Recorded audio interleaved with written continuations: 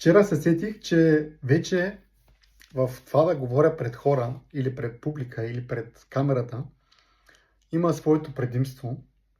И това е, че се научавам да говоря свободно.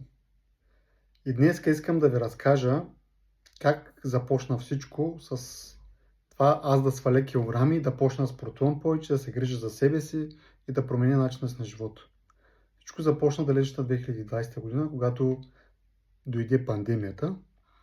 А всичко започна на 13 януари, когато аз си взех карта мултиспорт, почнах да ходя за пръв път на фитнес и почнах да свалям килограми. В началото всичко беше много трудно, поне за мен, защото работех в заведение за бързо хранене, а това да спазваш някакъв хранителен режим и по-скоро да избягваш някакви храни, да ядеш по-малко, да ядеш здравословно и така нататък, не ми беше природата.